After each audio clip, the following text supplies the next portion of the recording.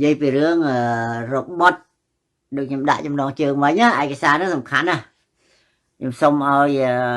con khmai dương xe nhầm đại xong rồi na xe đấy chạy chạy cái này hơi nè đặc nom sọc tê dương nó có cua tại do mê riêng nó tay tục à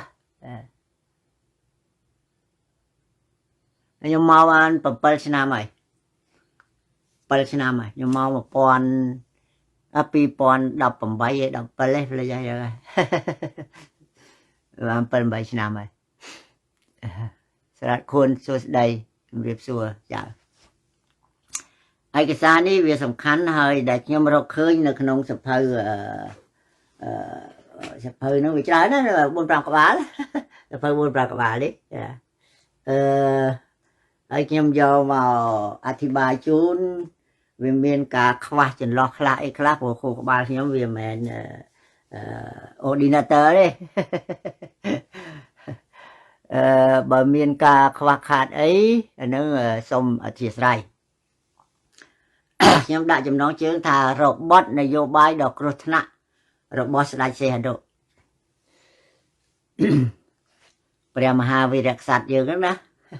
robot đi vô bài đọc rồi nè ta robot đi vô bài nâng việc rồi nè dạng rồi mình đây bông nơi năm 1957 lúc Nixon chỉ ở nụประเทศนี้ทั้งประเทศบ่ลูก Eisenhower เบอร์ตามจำนะลูก Nixon ជាអនុប្រធានាធិបតីរបស់លោក Eisenhower បានទៅធ្វើទស្សនកិច្ចនៅស្រុកខ្មែរទស្សនកិច្ចនេះគឺចង់ទាញស្ដេចសីហនុឲ្យចូលទៅក្នុងប្លុកមួយគេហៅ SEATO ប្លុក SEATO Southeast Asia Atlantic Treaty ណា SEATO ហ្នឹងយ៉ាងไรដើម្បីបញ្ចុះបញ្ចូលស្ដេចសីហនុឲ្យ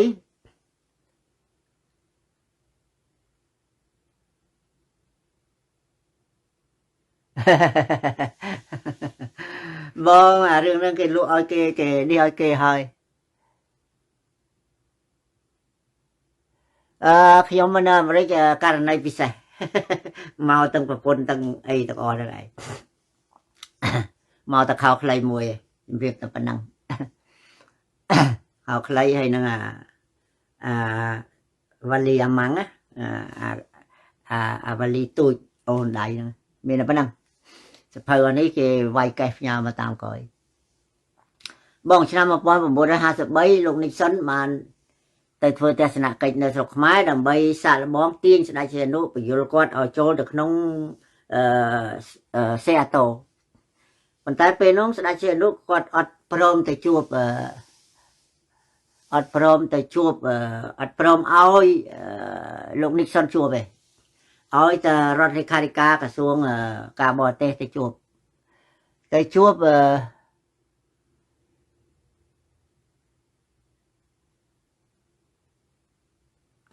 យកមួយដីហ្នឹងគេ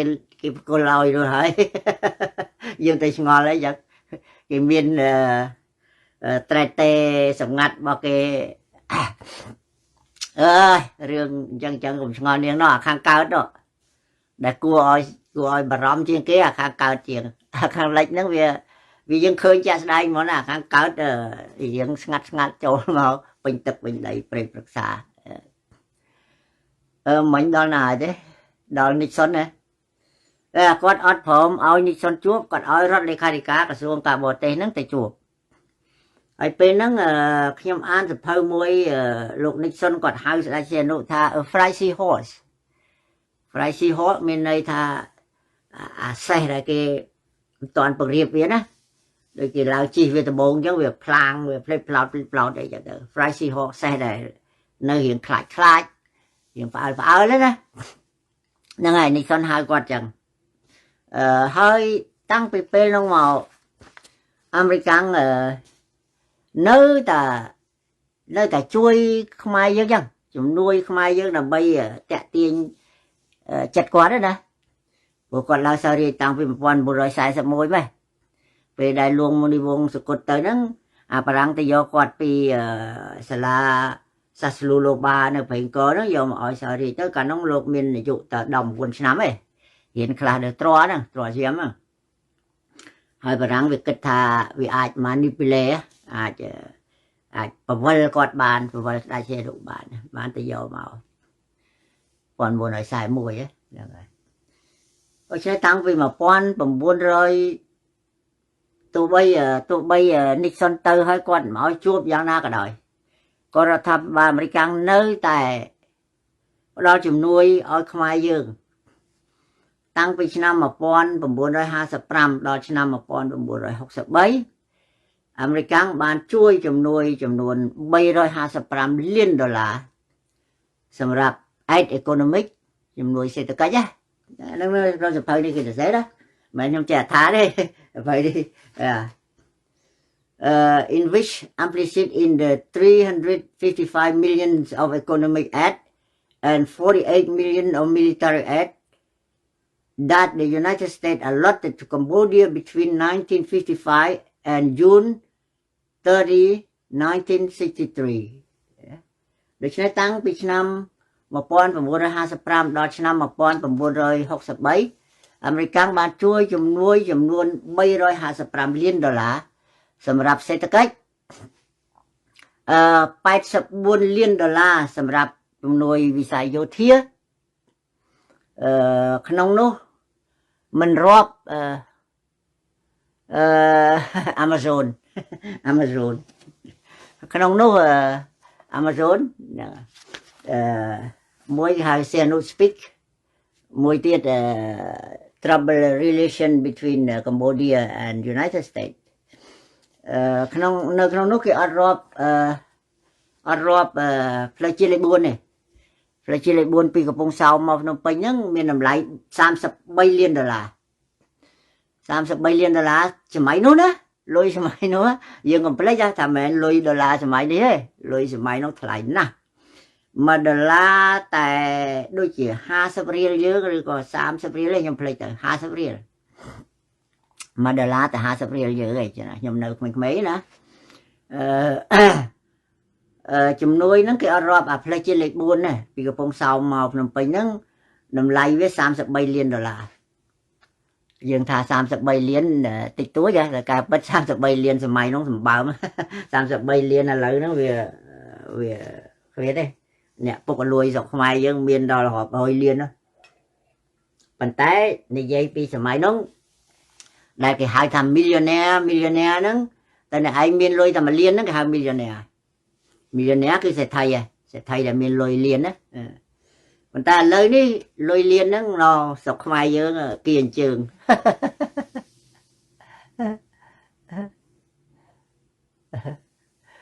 ខ្ញុំដឹងទេចំនួនផ្លូវជាតិលេខ4ចំនួន$33 លានហើយមានចំនួនមួយទៀតដែលសាងដេញសាលាគ្រូកសលកំពង់កទួតនៅចន្លោះទលេបាទីហើយនឹងផ្លូវជាតិលេខ3ណាចន្លោះហ្នឹងមានសាលាវិក្រិតការមួយសាលាគ្រូកសលមួយគេហៅសង់ពេដាហ្គូស៊ីកកំពង់កទួតយើងទៅពីទលេបាទីទៅនៅខាងស្ដាំឡៃខ្ញុំធ្លាប់ចូលទៅមើលហើយតិចអស់ហើយសាលាហ្នឹងគឺសាលាដែលគេបង្រៀនគ្រូបង្រៀនបងស្រីខ្ញុំគាត់ទៅរៀននៅហ្នឹងឯងមុននឹងគាត់ចេញមកធ្វើជាគ្រូបង្រៀនហ្នឹងគាត់ទៅរៀននៅសាលាកំពង់កទួតហ្នឹងគេហៅ Formation Pedagogic សាលានេះអាមេរិកបានបំពាក់គ្រឿងបរិក្ខារទំនើបបំផុតនឹងតាមសភៅគេសេណាខ្ញុំមិនចេះថាទេបំពាក់សម្ភារៈទំនើបបំផុតដើម្បីអីដើម្បីបង្រៀនគ្រូបង្រៀនអស់ហ្នឹងឲ្យមានតម្រេះវិជ្ជាខ្ពស់ទៅបង្រៀនកូនខ្មែរដទៃទៀតកុំឲ្យល្ងងកុំឲ្យចិត្តតែជឿស្ដាច់ជឿអីចឹងណាឧបមាខ្ញុំថាអញ្ចឹងចោះព្រោះយើងហ្នឹងវាត្រូវគេធ្វើអា demagogy ហ្នឹងត្រូវស្ដាច់ធ្វើអាដែលប្រជាពិធដ្ឋហ្នឹងវាហួសហេតុពេកដូច្នេះអាមេរិកគេសួស្ដីគេខំបង្កើតអាសាលាបង្រៀនគ្រូហ្នឹងឲ្យវាល្អឡើងបងដូច្នេះយើងឃើញអាមិញជំនួយដែលពី1955ដល់1963ហ្នឹងវាមានតម្លៃធំធេងគិតជាលុយសម័យនោះណា hơi miền phơi chia lệch buôn miền sả lá cặp bông cặp tuốt hơi xe nụ còn khai và phật rừng xưa đấy có khai và phật rừng xe a tầm lẹ còn có khai ra rừng xe a tầm lẹ còn một ngày còn đích phay tập bộ xe a đượcบ่hôn đo miền miền affair môi bỏ miền rừng rào môi miền rừng rào môi năm 1957năm 1957អាមេរិកបានហៅលោកស្លាតពៅនោះជាប្អូនប្រុសរបស់លោកដាប់ឈួនណាហៅមកអាមេរិកហើយសៀនោះគាត់ចាប់ដើមសង្ស័យតាំងពីនឹងមកសង្ស័យស្លាតពៅហ្នឹងណា apparently from a CIA agent to ស្លាតពៅ some had denied no any acknowledge or American involvement in the ដាប់ឈួន matter គេថាគាត់ចាប់ដើមសង្ស័យស្លាតពៅជាមួយដាប់ឈួនហ្នឹងជាភ្នាក់ងារ CIA ដែលទម្លាក់គាត់ដែរអីគេកណារត់ស្លាតពៅគេហៅអាមេរិកហៅមកនៅឆ្នាំ1958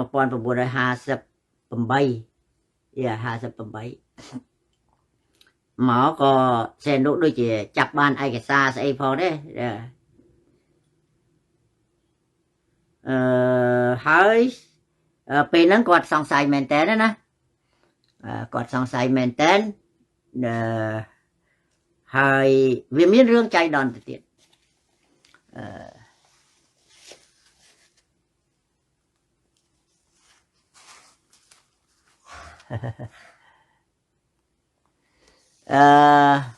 វាមានរឿងចៃដន្យឥឡូវយើងស្លេះរឿងជំនួយអាមេរិកហើយនៅស្លាតពៅត្រឹមហ្នឹងសោះវាស្មុគស្មាញហើយយើងងាកមកមើលពិបាកយល់ទេខ្ញុំនិយាយមិនអីទេមិនសូវជាពិបាកហ្មងទេណាតាមដានតិចទៅហើយបើតាមកាសែត Le Figaro នៅឆ្នាំ1955ហ្នឹងសម្ដេចសីហនុបានទៅចូលរួមប្រជុំប្រទេសគេហៅចលនាប្រទេសមិនចូលបកសម្ព័ន្ធនៅទីក្រុងបានឌុងប្រទេសឥណ្ឌូនេស៊ីគេហៅ Movement DPI non aligné ចលនាប្រទេសមិនចូលបកសម្ព័ន្ធដែលមានប្រទេសក្រនៅអាស៊ីប្រទេសចិនប្រទេសហ្នឹងគេចូលរួមប្រជុំគ្នាហ្នឹងហើយពេលហ្នឹងមានរឿងសម្ងាត់រវាងផាំបានឌុងជាមួយស្ដេចសីហនុហើយនឹងជួយឡាយនៅបានឌុងហ្នឹងណាបងកិច្ចព្រមព្រៀងហ្នឹងមិនដឹងជាលាយលក្ខអក្សរឬក៏ស្អីមិនដឹងទេខ្ញុំមិនសូវដឹងទេគេថាយួនគេនិយាយជាមួយជួយឡាយថាឲ្យតែជួយឡាយជួយគេរឿងវាយអាមេរិកនៅស្រុកយួនខាងត្បូងហ្នឹងទៅគេនឹងបកគលកោះ2ឲ្យកោះប្រាត់លីហើយនឹងកោះពូលវ៉ៃអាហ្នឹងគេប្រជុំគ្នាណាគេប្រជុំគ្នាគេថាឲ្យតែចិនជួយឡាយផាមិនដងហើយនឹងស្ដេចសីហនុឲ្យតែជួយយ៉ាងទៅអីយ៉ាងទៅហើយខ្មែរយើងឲ្យតែជួយយួនទៅយួនគេនឹងគោរពបូរណភាពទឹកដីអព្យាក្រឹតភាពឯករាជ្យភាពរបស់ខ្មែរintegrity territorial independence អីយ៉ាងចឹងទៅ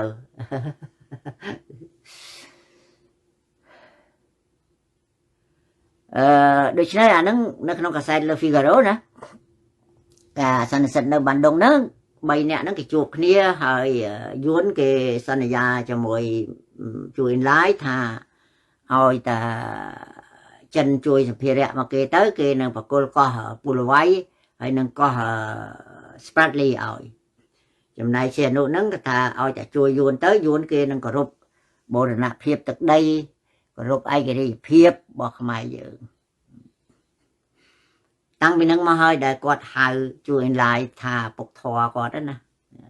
ពុកធរគាត់នាំកូនគាត់ទៅពីហ្នឹងទៅពេលកាំងទៅជាមួយអ្នកនាងមនិចហ្នឹងហើយត្រូវគេទទួលប្រជាជនចិនដឹងស្រាប់ហើយណា mà cho nó khăn nó rộp liên nè tôi còn bao cả lan limousine bao tầm hồ này có rộp ấy thì phải chô qua đó đó thì phải chô qua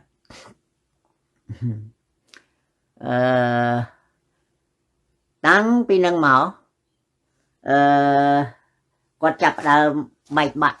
men tè nè còn nghĩa từ rồi buộc comedy men tè nè phải comedy yun phải comedy chắn á hỏi nơi năm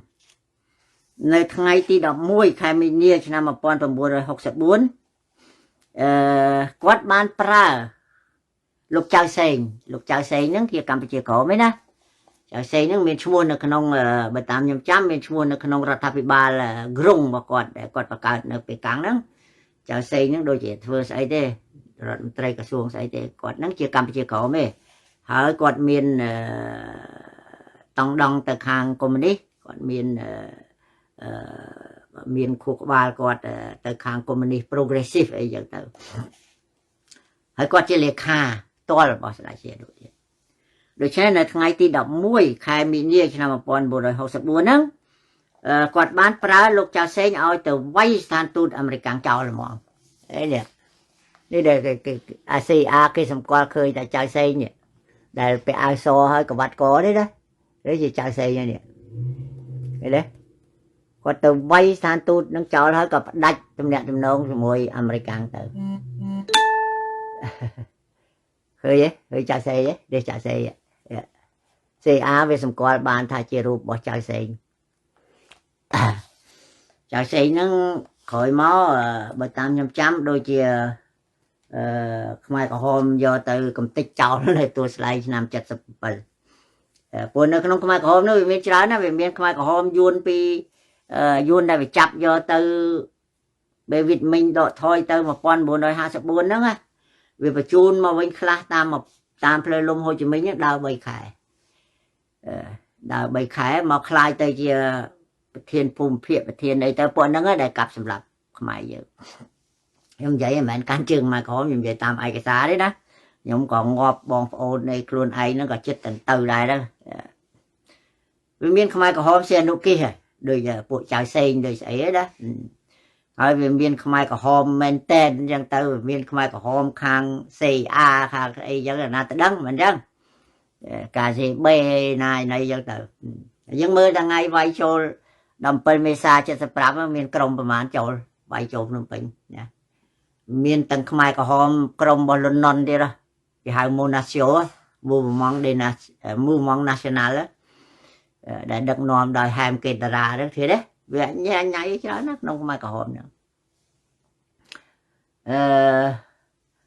និយាយទៅបែកទៅណាបងគាត់ក៏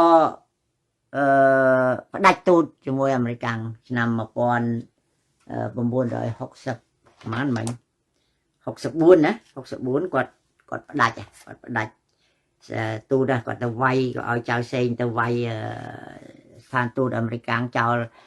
កាលហ្នឹងគេខ្ញុំក៏ទៅដែរនិយាយត្រង់ខ្ញុំនៅតែមើលទេខ្ញុំក្មេងៗទេអាយុប្រហែល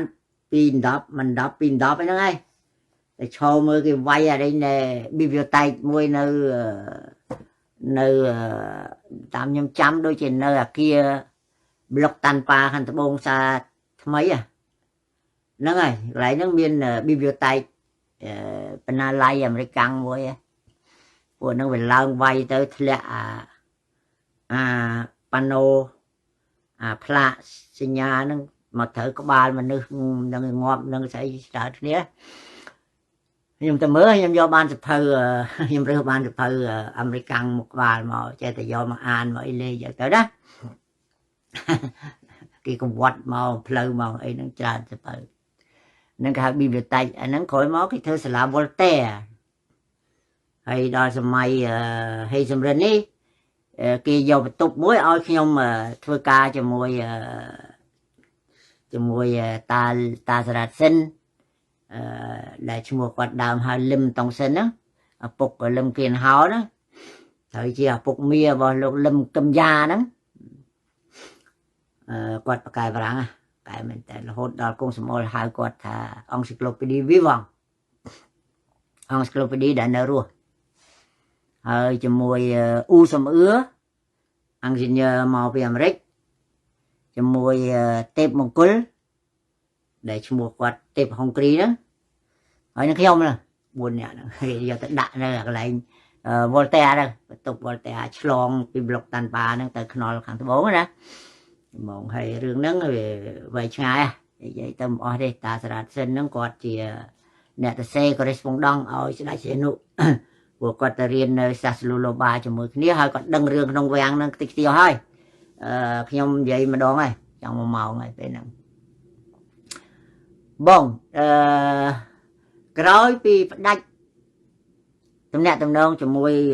អាមេរិកាំងមកនៅក្នុងសភៅមួយ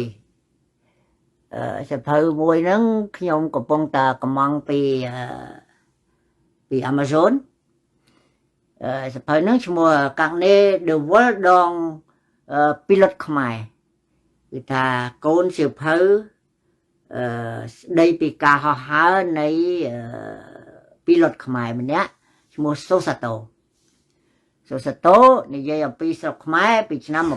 1954ដល់ឆ្នាំ1975ហើយនេះខ្ញុំកំពុងតែកំងមកទេប៉ុន្តែខ្ញុំឃើញអាតិចឃើញអត្ថបទដែលគេដកស្រង់ពីសភៅហ្នឹងផ្ញើមកឲ្យខ្ញុំហើយខ្ញុំក៏យកមកបកប្រែជូនដូចតទៅអាហ្នឹងនៅក្នុងសភៅហ្នឹងណាតែចាំដល់បានសភៅហ្នឹងពេញក្នុងដៃមកចាំខ្ញុំយកមកបកស្រាយអស់ឥឡូវនេះខ្ញុំយកតែអាតិចមួយអត្ថបទមួយដែលគេផ្ញើមកឲ្យខ្ញុំគេស្រង់យកពីសភៅរបស់លោកសូសាតូជាដូចជាមេវិជាការកងទ័ពអាកាសខ្មែរណាសម័យសាធារណរដ្ឋគាត់មានល្អិតសូសាតូហ្នឹងជំនាន់ដូចជាបើកជំនាន់ងៀងកៅគីជំនាន់ព្រមញាប្រមូលតាមខ្ញុំមិនច្បាស់ដែរណាចាំមើលខ្ញុំស្រាវជ្រាវក្នុងសភៅដែរលោកសូសាតូសភៅនេះសរសេរដោយលោកសូសាតូហើយអត្ថបទមួយដែលគេផ្ញើមកឲ្យខ្ញុំហ្នឹងគេស្រង់យកពីកាក់នេ The World ដងពីលុតខ្មែរគឺថាកូនសៀវភៅមួយដែលរៀបរាប់អំពីអ្នកបើកយន្តហោះខ្មែរឈ្មោះលោកសូសាតូអត្ថបទហ្នឹងគេសរសេរថានៅពេលប្រទេសខ្មែរកំពុងស្ថិតនៅក្នុងមូលម៉ង DPI នងអាលីញ៉េដែលខ្ញុំនិយាយមិញអាប្រទេសមិនចូលបកសម្ព័ន្ធដែលនៅបានដុងណាបានដុងប្រទេសឥណ្ឌូនេស៊ីនេះយើងនឹងវាទៅជាមុំទៅជាសមាជិកមួយនៅក្នុងចលនាប្រទេសមិនចូលបកសម្ព័ន្ធ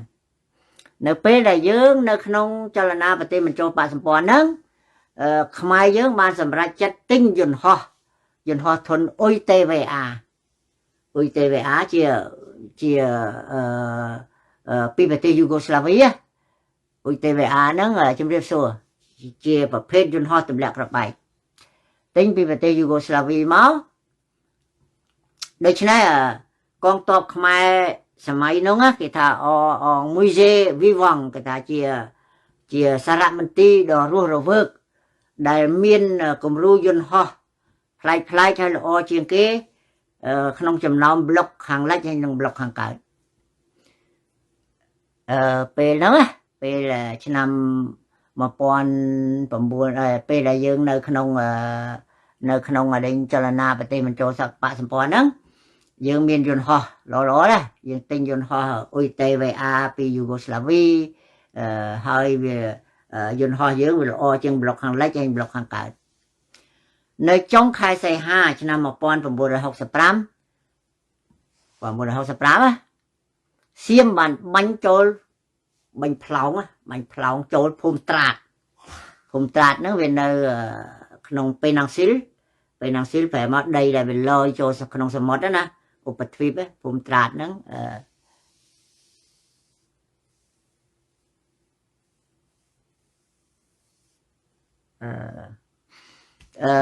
នងច័ន្ទហ្នឹងខ្ញុំធ្លាប់ទៅដែរទៅរត់ពន្ធឆ្នាំ79 80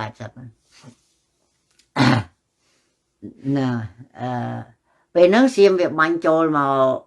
ក្នុងភូមិត្រាត bánh cặp lương tọc lòng chỗ mở đó bà nó luộc sô phật ra nó này luộc sô sạch tố nó quạt chỉ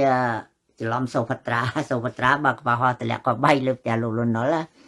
vì đó ngày đó miền luộc sô phật ra muối miền luộc bích lâm cuốn muối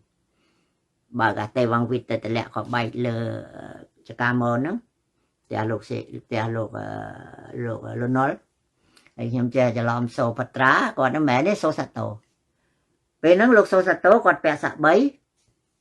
hỏi chị mê bên chia cảក្រុមមួយដែលគេហៅ group ហ្មងអារៀងតាក់ទិចជាក្រុមមួយដែលរៀបចំតាក់ទិចឲ្យពួកកប៉ាល់ហោះបាល់អីទៅគាត់បានរៀបចំយន្តហោះទម្លាក់គ្រាប់បែកធុន A1D Sky Raider គាត់បានរៀបចំកប៉ាល់ហោះទម្លាក់គ្រាប់បែកមួយ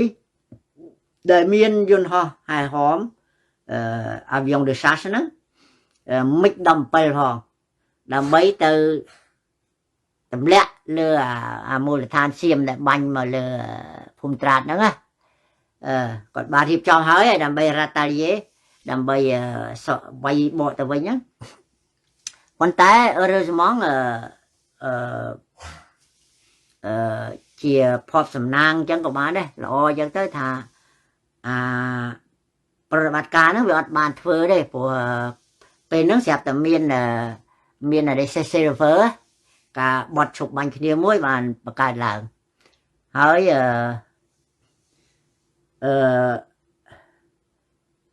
អាខានរ៉ាតាយាសុងហ្នឹងណាអាបាញ់ត្រឡប់ទៅវិញឯតម្លាក់អីត្រឡប់ទៅវិញណាវាបកវិញហ្នឹងវាខានទៅដោយសារមានបត់ឈប់បាញ់គ្នាមួយបងបន្តមកគេនិយាយអំពីរបបនយោបាយរបស់ស្ដេចសៀនុVirage dans la politique de Sihanouk អាហ្នឹងនៅក្នុងសភៅអត្ថបទដែលគេផ្ញើមកឲ្យខ្ញុំឯណាអត់តាន់ detail ទេអត់តាន់អស់សេចក្តីទេប៉ុន្តែជាអត្ថបទខ្លីមួយដែលខ្ញុំយកមកបកប្រែជូននេះបន្ទាប់ពីបាញ់គ្នាបន្ទាប់ពីសៀមវាបាញ់ចូលស្រុកខ្មែរមកវាមានរបបនយោបាយមួយរបស់ស្ដេចសៀនុដែលគេសរសេរថា Virage dans la politique de Sihanoukពេលហ្នឹងមានដំណើរទស្សនកិច្ចរបស់ប្រតិភូយោធាមួយទៅទីក្រុងប៉េកាំងម្នាក់ប្រតិភូហ្នឹងគេឲ្យទៅដូចថាទស្សនកិច្ចអីធម្មតាមើលយោធាចិនអីចឹងទេប៉ុន្តែទៅដល់ទីក្រុងប៉េកាំងលោកលន់ណុលប្រធានប្រតិភូ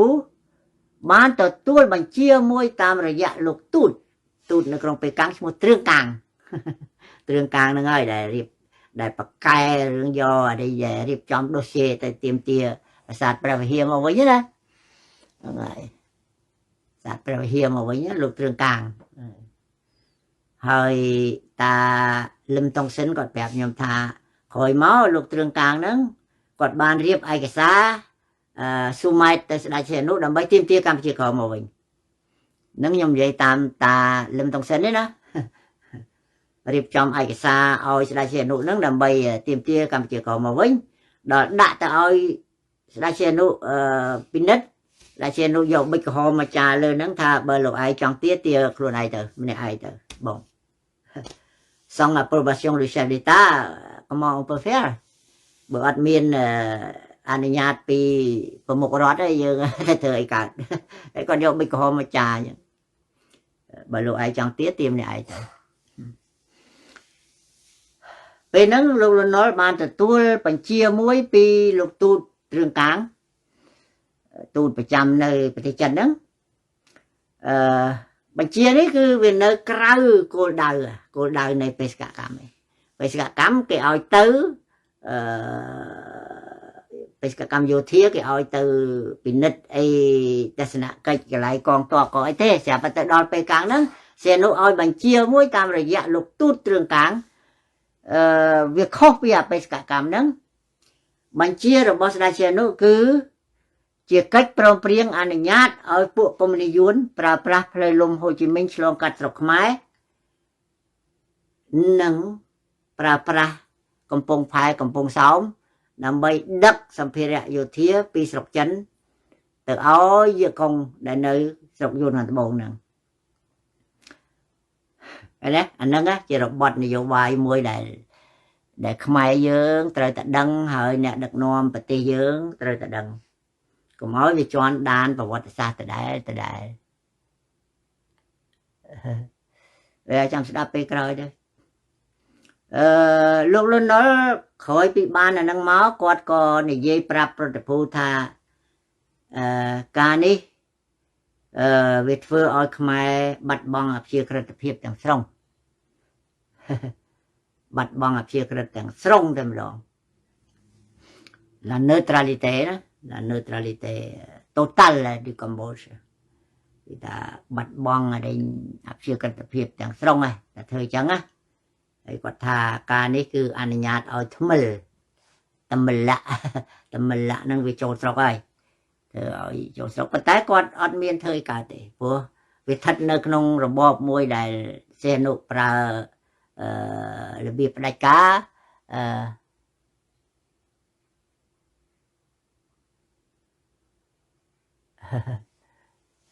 ខ្ញុំស្អីយល់ទេមនីវ៉ានមនីរត់អីតរៀនតិចទៀតដូច្នេះលោកលន់ណុលគាត់ប្រាប់ប្រតិភូនឹងថាបើធ្វើចឹងហ្នឹងគឺបើឲ្យយកកងនឹងប្រើប្រាស់ដីខ្មែរឲ្យប្រើកំពង់សោមផ្លូវជាតិអាមេរិកធ្វើឲ្យណាវាទៅជាគាត់យកទៅប្រើឲ្យដឹកសម្ភារៈឲ្យយកកងទៅវិញនេះបណ្ដាលឲ្យបាត់បង់អភិក្រិតភាពទាំងស្រុងរបស់ខ្មែរ là perte totale de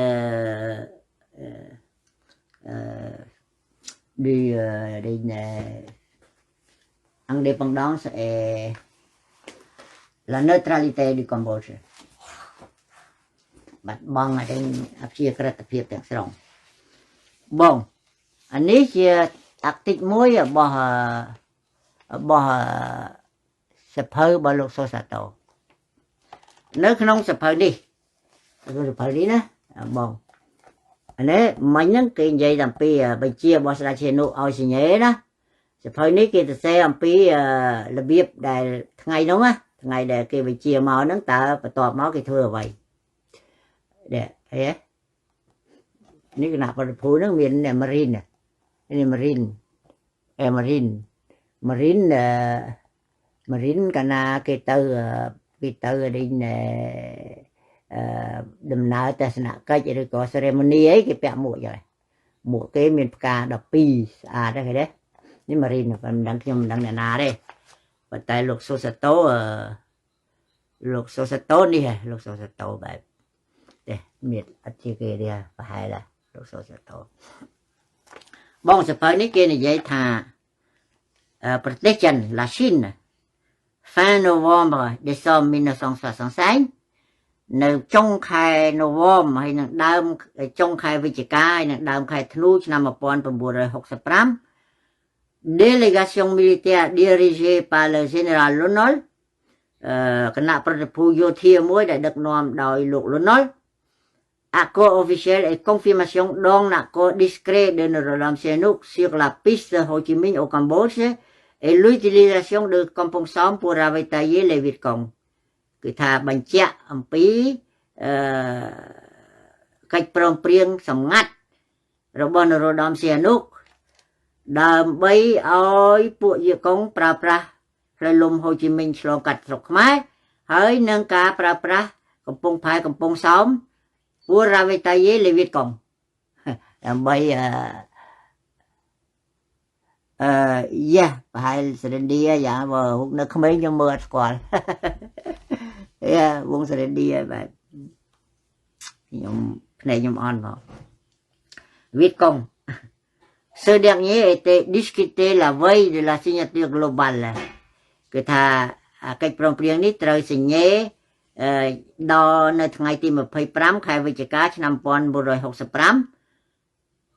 នៅពេលប្រជុំសម្ងាត់បិទទ្វារមួយដែលមានមនុស្សតែ4នាក់ទេទី1គឺលោកទូតទ្រឿងកាងពីមុនជាគេទៅសេជឿងកាញ់ខ្ញុំស្មានតែទូតយួនជឿងកាញ់តែក៏ពិតទ្រឿងកាងឯងទ្រឿងកាងគាត់ធ្វើទូតនៅប្រទេសចិនណាសម័យហ្នឹងលោកទូតទ្រឿងកាងle ministre de la défense Lonol រដ្ឋមន្ត្រីក្រសួងការពារជាតិលោក Lonol Chu Enlai et le chef d'état-major chinois គេថាសញ្ញេដោយមនុស្សតែ4នាក់ទេហើយសញ្ញេសម្ងាត់ទៀតដែលមានលោកទ្រឿងកាងលោកលន់ណុលរដ្ឋមន្ត្រីក្រសួងការពារជាតិហើយនឹងជួយឡាយស្គាល់ស្រាប់ហើយដែរពុកធរសម្ដេចជាលោកហ្នឹងហើយនឹង chef d'état-major chinois មេបញ្ជាការកងទ័ពចិនរូបមានសញ្ញេមានជួយឡាយមានទ្រឿងកាងមានលោកលន់ណុលមានស្អីគណៈប្រតិភូទេណាអានេះសញ្ញេនេះគឺក្រៅបេសកកម្មឯងក្រៅបេសកកម្មបេសកកម្មគេឲ្យទៅទស្សនកិច្ចយោធានៅស្រុកចិនទេតែទៅដល់ស្រុកចិនហ្នឹងស្រាប់តែសៀនុផ្ញើសារមួយតាមរយៈលោកទ្រឿងកាងទូតខ្មែរនៅពេលកាំងហ្នឹងឲ្យសញ្ញេព្រមព្រៀងឲ្យយកកុងប្រើប្រាស់ដីខ្មែរហើយនឹងកំពង់ផែកំពង់សោមផ្លូវជាតិលេខ4ហ្នឹងដឹកសម្ភារៈយោធាមកឲ្យពួកយកកុងនៅយូនត្បូងនេះហើយដែលជារបត់នយោបាយមួយដ៏គ្រោះថ្នាក់បំផុតរបស់ស្ដេចសៀនុចឹងមកអាមេរិកខឹងខ្លាំងណាស់ឆ្នាំ1968យាកុងវាយមូលដ្ឋានទ័ពអាមេរិកទាំងអស់នៅក្នុងយូនត្បូងហ្នឹងគេហៅ Tet Offensive បុណ្យចូលឆ្នាំយួនណាបុណ្យចូលឆ្នាំយួនចិនហ្នឹងខែហ្វេវ្រីអញ្ចឹងតុងបែខែហ្នឹងឯងគេហៅ Tet Offensive នេះអាយាកុងវាវាយគ្រប់មូលដ្ឋានទាំងអស់នៅស្រុកយួនត្បូងហ្នឹងរាប់សិបមូលដ្ឋាននៅកន្លែងណាហ្នឹងវាវាយព្រមគ្នាតែមកពេលចូលឆ្នាំយួនហ្នឹងមកតែ offensive វាយពេញកទៀតតែ offensive 1968តាមខ្ញុំចាំណាហើយពេលហ្នឹងកងទ័ពយួនត្បូងហ្នឹងវាឈប់សម្រាកវាទៅចូលឆ្នាំវាអីដូច្នេះវានៅសល់ក្នុងប្រទេសហ្នឹងមានតែអាមេរិកមានតែយួនតបយួនត្បូងខ្លះអីប៉ុណ្្នឹងឯងដូច្នេះអាយាកុងហ្នឹងវាវាយព្រឹបព្រមគ្នាហ្មងជំរុំទាំងអស់របស់អាមេរិកនៅក្នុងស្រុកយួនគេហៅ Tet Offensive ការវាលុក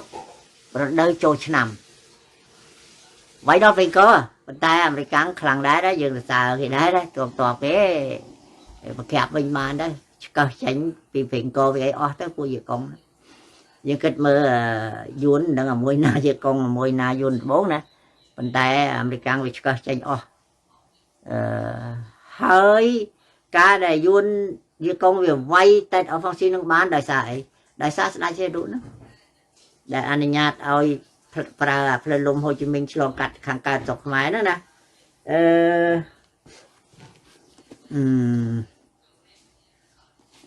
នៅក្នុងសភៅនេះគេគូសផែនទីផ្លូវលំហូជីមិញនេះឃើញទេវាវៀងចូលមកស្រុកខ្មែរយើងនេះ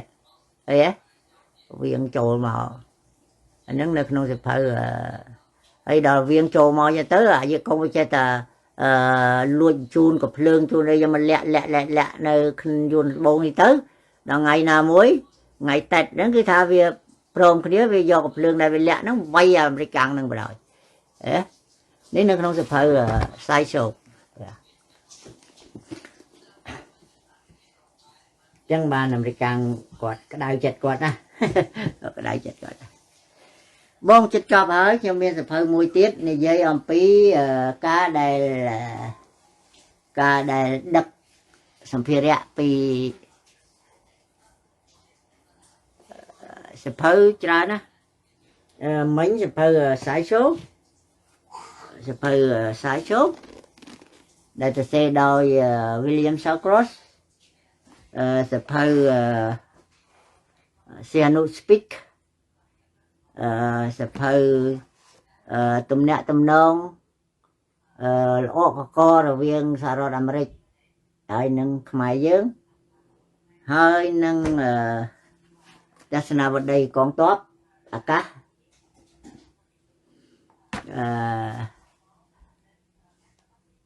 មានសិទ្ធិ screenshot បាននៅ Bong nhưng đã làm với ayun tính á xe nụ speak screenshot đâu rồi ok side the show bà William Shawcross nó còn sẽ phải pi à side show muối hay nâng ấy tới mùi tiệt à side show nó coi bị quạt public tới quạt bao pum tới rồi thà bị bà hay xem lên ở quạt chỗ đó tụm po sẽ phơi na tới bực nhom dây màu đằngประมาณ này sẽ phơi tụm nông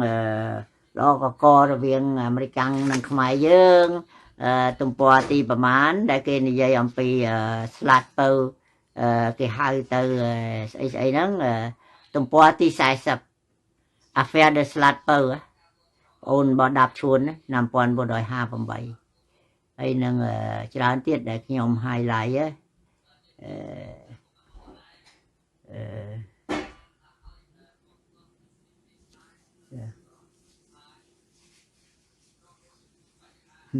អូសភៅនេះគេថា the Cambodian and the Annamite are among the laziest people in the world ខ្ញុំថាខ្មែរយើងឲ្យយួនហ្នឹងខ្មែរយើងជាប្រជាជនមួយដែលខ្ជិលបំផុត lazier than the Annamite ថាខ្ជិលជាងពួកយួនណាអញ្ចឹងមកនៅក្នុងសភៅនេះគេមានសរសេរថាខ្ញុំរកទំព័រឃើញនឹកឃើញថាអ្នករដ្ឋការបារាំងម្នាក់បាននិយាយថាយួនដាំស្រូវខ្មែរមើលស្រូវដុះលាវដេកស្ដាប់ស្រូវដុះហើយនៅក្នុងសភៅនេះណាគេថាយួនដាំស្រូវខ្មែរមើលស្រូវដុះលាវដេកស្ដាប់ស្រូវដុះអានឹង officiel français anonyme ជាអ្នករដ្ឋការបារាំងដែលមិនស្គាល់ឈ្មោះគាត់បាននិយាយអញ្ចឹងនៅក្នុងសភៅនេះណាខ្ញុំរកទំព័រឃើញបងយើងងាកមកការដែលដឹកសម្ភារៈយោធាដឹកសម្ភារៈអីស្បៀងអីឲ្យយកកងតាមផ្លូវលំតាមផ្លូវជាតិលេខ 4 ហ្នឹងពីកំពង់សោមមកឲ្យយកកងហ្នឹងនៅក្នុងសភៅនេះគេថាចេះ Les Vietcong qui avec la complicité de Sihanouk continuaient à recevoir des munitions via le portកំពង់សោម et à acheter គឺថាយកកងដោយសារការខុបគិតរបស់ស្ដេចសីហនុបន្តទទួលនៅគ្រឿងអាវុធយុទ្ធភ័ណ្ឌតាមរយៈកំពង់ផែកំពង់សោមហើយនឹងទិញស្បៀងអាហារនៅក្នុងស្រុកខ្មែរការដែលទិញស្បៀងអាហារនេះគឺធ្វើឡើងតាមរយៈPavias dans Termédia corrompu dont le nom et l'entourage de l'épouse de Franck Monique គឺថាការដែលទិញស្រូវទិញអង្គទិញថ្នាំពេទ្យទិញអីផ្ដល់ទៅឲ្យយកកងតាមផ្លូវជាតិលេខ 4 នេះគឺធ្វើឡើងដោយមន្ត្រីពុករលួយនៅជុំវិញលោកលន់នល់ហើយនឹងជុំវិញប្រពន្ធរបស់សីហនុឈ្មោះ Monique entourage de Monique អង្គុយគាត់នឹងផងក៏មិនដឹងដែរនៅក្នុងនោះមានយាយពំពីងជាម្ដាយរបស់អ្នកម្នាក់ហ្នឹងម្ដាយមែនតើមិនមែនតើទេអាហ្នឹងនៅក្នុងសភៅនៅក្នុងលិខិតរបស់ព្រះអង្គម្ចាស់ស៊ីសវត្តសមរពួងគាត់សរសេរពីប្រវត្តិរបស់ម្នាក់ហ្នឹងកូនយួនកូនយ៉ាងអីហ្នឹង6ទំព័រស៊ីសវត្តមុននេះពួងថ្ងៃណាខ្ញុំយកមកអានស្ដាប់បាក់អានទេអក្សរហ្នឹងOn l'intermédiaire corrompu dont le nom et l'entourage de l'épouse du prince Monique គេបានទិញស្រូវពីស្រុកខ្មែរ la somme en jeu était colossale គឺថាអាលុយដែលទិញហ្នឹងគឺថាជាចំនួនcolossal ហ្នឹងគឺប្រែមកថាធំមហិមាធំរយៈ colossal លុយចំនួនលុយដែលទិញស្រូវទិញស្បៀងទិញកយឬឲ្យពួកយើងកងនោះមានចំនួនមហាសាល colossal មហាសាលនៅឆ្នាំ1968 le premier ministre nord-vietnamien Pham Van Dong déclara à Mao que les paiements de riz et de frais de transport financés par le gouvernement chinois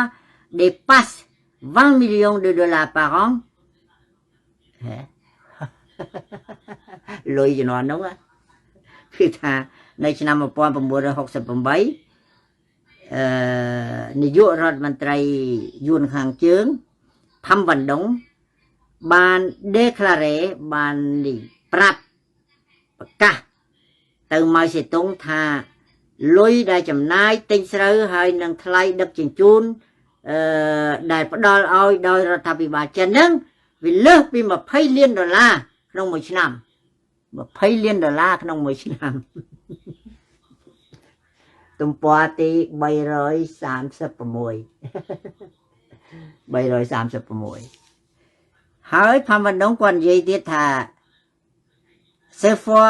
se fait à la fois une bonne réputation et des profits គឺថាអាការដែលយើងចំណាយលុយ$20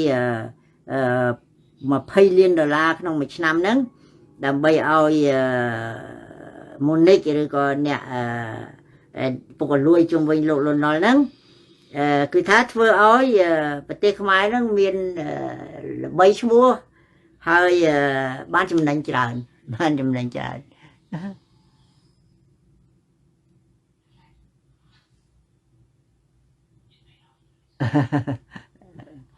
អើយលេខទំព័រខ្ញុំប្រាប់មិនអស់អូខេអានេះទំព័រទី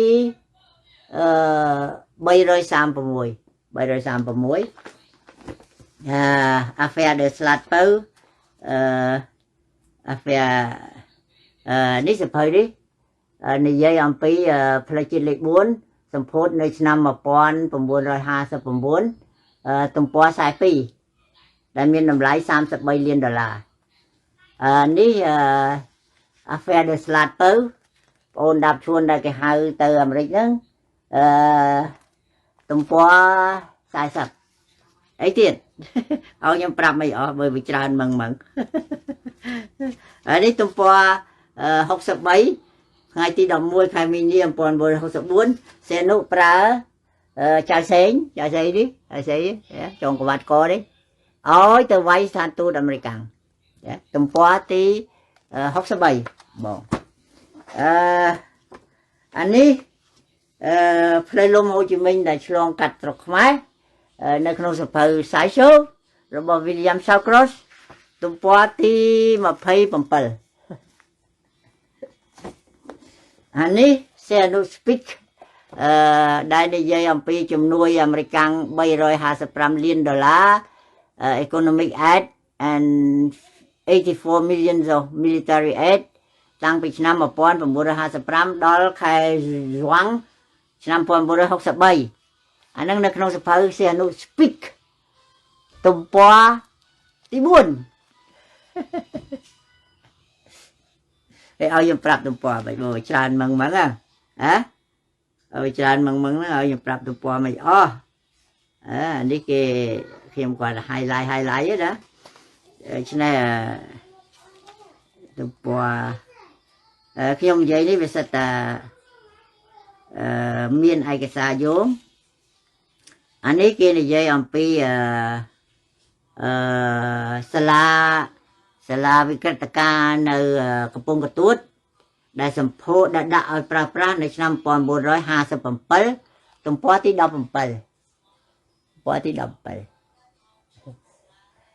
មានសុធា screenshot ទៅហើយយកទៅអានទៅបងដូច្នេះanatomy ដងកុសស្មាមិញទំព័រទីប្រមាណមិញដែលនិយាយពីរឿងដែលរឿងមូនិកដឹកស្អីមិញខ្ញុំដល់ហើយដឹកតាមកំពង់សោមកំពង់អីហ្នឹងណាទំព័រទីប្រមាណនេះមិញខ្ញុំលើកបង្ហាញដែរតា screenshot ទុកទៅ complicité de Sierra នេះទំព័រទី236 236ណា236នេះនៅក្នុងសភៅ Anatomy Don Cosma បងចិត្ត1 ម៉ោងហើយ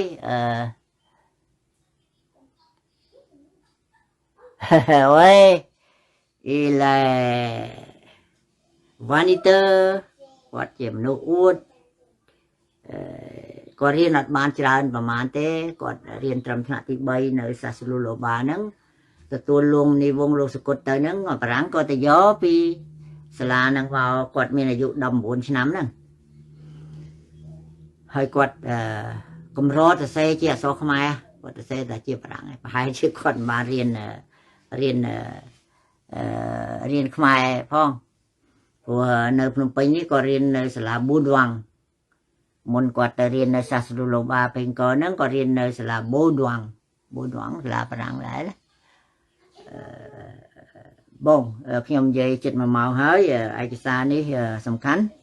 ខ្ញុំចង់ឲ្យកូនខ្មែរទាំងអស់ដឹងហើយឲ្យអ្នកដឹកនាំខ្មែរសម័យឥឡូវសម័យក្រោយអីយកជាមេរៀនណែអំពីអីគេហៅថាvirage politique អាការបត់បែននយោបាយហ្នឹងជួនកាលវាគ្រោះថ្នាក់ណាស់យើងអត់មានចំហអីឲ្យនឹងថឹងណាហ្នឹងហើយបានសភៅនេះគេសរសេរថា pour la énième fois que l'histoire tumultueuse du Cambodge selon l'erreur du calcul paranoïaque des dirigeants dont l'avenir du Cambodge ne sera pas défini par les peuples cambodgiens mais par les pays extérieurs plus civilisés គឺថាអិនញៀមហ្នឹងគឺនៅក្នុង mathematics ថ្នាក់ទីបញ្ចប់ហ្នឹងអិនញៀមហ្នឹងគឺវារំអស់អាននរយកម្មននរយអាណៃអាណនណាគឺថារឿងប្រវត្តិសាស្ត្រខ្មែរច្បោកច្បល់រាប់ដងមិនអស់មកហើយណាអិនញៀមពណ៌ណារាប់ដងមិនអស់មកហើយប្រវត្តិសាស្ត្រខ្មែរដែលច្បោកច្បល់ដោយសារអីដោយសារការគិតគូរខុសរបៀបខ្លាចក្រោយខ្នងparanoid l'erreur du calcul paranoïaque ដោយការខ្លាចក្រោយខ្នងហ្នឹងធ្វើឲ្យគាត់គិតខុសដូច្នេះវាសនាប្រទេសនេះមិនមែនខ្មែរទេរាជខ្មែរទេជាអ្នកសម្រេចគឺបរទេសដែលមានឥទ្ធិពលជាអ្នកសម្រេចឲ្យយើងចាអាហ្នឹងកាលណាអ្នកដឹកនាំនឹងវាអត់មានប្រជាធិបតេយ្យវាផ្ដាច់ការវាខ្លាចក្រោយខ្នងparanoid ខ្ញុំមិនដឹងបកប្រែថាមិនឲ្យចំទេណាតើគេពេទ្យបានគេដឹងវាមាន paranoid វាមាន schizophrenia វាមានស្អីចឹងទៅ paranoid ហ្នឹងខ្ញុំបកប្រែថាខ្លាចក្រោយខ្នងចេះតែផ្អើលក្រោយខ្នងណាហើយមនុស្សតែកើតអារោគ paranoid ហ្នឹងគ្មានសម្រាប់ចិត្តអីកើតទេហើយទៅណាមកណាក៏អត់ហ៊ានទៅម្នាក់ឯងទេតែពឹងគេទៅដូច្នេះវាសនាខ្លួនយើងនេះដែលទៅពឹងគេហ្នឹងចង់គេនាំទៅធ្លាក់ផុកក៏ធ្លាក់ទៅចង់គេនាំទៅណាក៏នាំទៅអាហ្នឹង paranoid ដូច depression ដែរណាអត់ហ៊ានទៅផ្សារអត់ហ៊ានទៅកន្លែងណាមនុស្សច្រើនញ័រអន្ទ្រូងដឹបអីទៅដូច្នេះទៅណាតើមានប្រពន្ធមានអីគេជូនឬក៏អ្នកណាគេជូនទៅហើយ paranoid ហ្នឹងដូចគ្នាចឹងឯងដល់តែខ្លាចជាក្រោយខ្នងចឹងទៅចេះតែកាប់សម្លាប់ទៅអាណាសង្ស័យអាណាសម្លាប់អាហ្នឹងទៅចាប់ដាក់គុកចាប់ដាក់ច្រវាក់អីចឹងទៅវាធ្វើឲ្យប្រទេសហ្នឹងកាន់តែផុងជ្រៅទៅក្នុងla dictature គឺថាផ្ដាច់ការហ្នឹងវាកាន់តែជ្រៅទៅdecision maker ហ្នឹងវាមានតែមនុស្សម្នាក់ណាអញ្ចឹងបានដែលខ្ញុំនិយាយមិញហ្នឹងគឺថាដោយសារតែសៀនុណាឃើញទេគាត់ផ្ដាច់ការ delegation គឺបញ្ជូនទៅពេលកាំងរឿងផ្សេងដល់គាត់ផ្ញើសម្បត្តិមួយទៅតាមរយៈលោកទ្រឹងកាំងថាអ្នកឯងត្រូវសញ្ញេបកគលដីឲ្យយាកុងប្រើឆ្លងកាត់ផ្លូវលំហូជីមិញអីចឹងទៅណាហ៊ានប្រកែកទោះបីខ្ញុំក៏មិនហ៊ានប្រកែកដែរព្រោះខ្ញុំនៅក្នុងនឹងហើយហ្នឹងហើយគេហៅផ្ដាច់ការគេថាមានតែមនុស្សម្នាក់ទេដែលធ្វើសេចក្តីសម្រេចណាបើសិនជាយើងជាប្រទេសមួយដែលមានប្រជាធិបតេយ្យមែនតែនរឿងឲ្យយាកុងឲ្យអីចូលមកនៅដីខ្មែរហ្នឹងគឺវាត្រូវសម្រេចដោយសភាហើយសភាហ្នឹងវាសម្រេចមិនកើតបើសម័យបោះឆ្នោត1955ហ្នឹងសៀនុគាត់ស្លាប់អស់ហើយទៅពួកប្រជាធិបតេយ្យពួកគណៈបកអីលោកកេវ៉ាន់ស័កលោកអីចាប់កេវ៉ាន់ស័កដាក់គុកដាក់អីទៅសម្លាប់មនុស្សអីណាអូកែរហូតដល់សង្គមរាស្ត្រនិយមជាប់ឆ្នោត99.ប្រមាណភាគរយហ៎ដូច្នេះសភាហ្នឹងគឺជាសភាដែលផ្ដាច់ការមុននឹងឲ្យយាកុងប្រើប្រាស់ដីខ្មែរបើសភាហ្នឹងវាជា multi party មែនណាជាសភាដែលមានពហុបកប្រហែលជាគេជជែកគ្នាបែកបែកអាចរហូតដល់វាយគ្នានៅក្នុងសភាហ្នឹងក៏មិនដឹងដែរមុននឹងចេញសេចក្តីសម្រេចមួយថាអូខេឲ្យយាកុងចូលមកចោះប៉ុន្តែដល់ទៅពេលដែលផ្ដាច់ការគឺថារឿងអ្វីអត់មានទេហើយអាការដែលផ្ដាច់ការនៅក្នុងសភាហ្នឹងហើយដែលធ្វើឲ្យអ្នកដែលមាននិន្នាការផ្ទុយពីយើងហ្នឹងរត់ទៅព្រៃរត់ទៅបរទេសរត់ទៅព្រៃរត់ទៅអីចឹងទៅវាធ្វើឲ្យអាសង្គ្រាមហ្នឹងវាកាន់តែធំឡើងយើងមើលនៅស្រុកសៀមនៅស្រុកតៃវ៉ាន់នៅអីពេលដែលគេដេបាច្បាប់អីមួយហ្នឹងគេវាយគ្នានៅក្នុងសភាទៅអីវាយគ្នាឡើងផ្អើលសភាគេសុកចិត្តឲ្យវាយគ្នាក្នុងសភាវាគាត់បើជាងទៅវាយនៅក្នុងព្រៃវាវិនិច្ឆ័យសកម្មធំណាស់ដូច្នេះគេឲ្យវាយក្នុងសភាឲ្យវាយមិនវាយទៅឃើញសភាថៃសភាតៃវ៉ាន់នេះគេវាយគ្នានៅក្នុងសភាដែរពេលដេបាច្បាប់អីមួយណាពេលគេដេបាស្អីជាចែកវែកញែករឿងច្បាប់អីមួយហ្នឹងគេវាយគ្នានៅក្នុងសភាដែរហើយសៀននោះក៏អត់ចឹងទេក៏ឲ្យទៅវាយនៅក្នុងព្រៃហើយឥឡូវហ្នឹងក៏មិនខុសគ្នាប៉ុន្មានដែរណា125កៅអីហ្នឹងគឺគាត់ទៅទាំងអស់ហ្នឹងហើយយើងទៅធ្វើអីចាញ់អូខេ1ម៉ោងជាងហើយខ្ញុំកណាសូមស្វាគមន៍លាគុណចាស់គ្រប់ព្រះអង្គជម្រាបលាបងប្អូនទាំងអស់គ្នាហើយសូមអធិស្ឋានបើខ្ញុំនិយាយអីទៅវាមានលឺលួសខ្វះខាត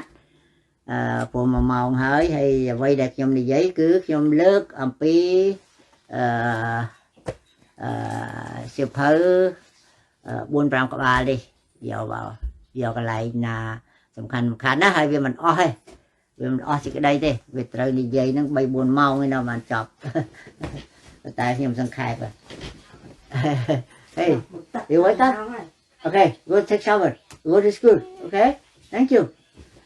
okay សូមជម្រាបលាម្ដងទៀតគុណចាស់ស្វែងគុំលាគុណចាស់ទាំងអស់គ្រប់ព្រះអង្គហើយជម្រាបលាបងប្អូនទាំងអស់គ្នាថែទាំសុខភាពឲ្យល្អដូចខ្ញុំអញ្ចឹងណា75ហើយនៅលេង basket លេងtennis អីបានបើណាងាប់នោះវាទៀងណាបើតែយើងមិនដឹងថាពេលណាកន្លែងណាវិធីណាទេអញ្ចឹងបានព្រះឲ្យយើងមានមរណានុសតិរំលឹកពីសេចក្តីស្លាប់នឹងជារឿយទៅអញនឹងស្លាប់ដើម្បីអីដើម្បីឲ្យយើងប្រញាប់ធ្វើអំពើជាកុសលរក្សាសិលរក្សាទានណាសិលទានចែកទានចែកអីគេឯងខ្លះទៅព្រោះស្រីតប្រទេសគេថានិយាយទៅបែកទៅណាទៀតស្រីតប្រទេសគេថារូបរាងកាយនេះកើតមានហើយតែងតែបែកធ្លាយទៅវិញទ្រព្យសម្បត្តិនិងអំណាចកើតមានហើយតែងតែវិបត្តិទៅវិញការជួបជុំគ្នាកើតមានហើយតែងតែប្រត់ប្រាស់ទៅវិញសពសារពើវត្ថុទាំងឡាយដែលកើតមានលើលោកនេះតែងតែបែកធ្លាយប្រត់ប្រាស់ចាត់ចាយជារឿងធម្មតាហ្នឹងវារឿងធម្មតាហើយមានឃ្លាមួយទៀតគេថាទ្រព្យដែលបុគ្គលស៊ីចូលពោះនិងទ្រព្យដែលចែកទានគឺជាទ្រព្យរបស់អ្នកមានទ្រព្យពិតប្រាកដមែនព្រោះកាលណាអ្នកមានទ្រព្យនោះស្លាប់ទៅទ្រព្យនឹងភរិយាខ្លាយទៅជាលបាយជនដតីបានជាគេឲ្យយើងធ្វើទានទៅ và trọp đây dương sol đó việc khai tới chỉ là bay một kỳ hơi chiên này là bay một kỳ này là cá là bay một kỳ hỏi thật nhung ngọt bực tới cứ là bay một kỳ bỏ dương xong trọp tục tới tràn về nó ở chạy tiền tới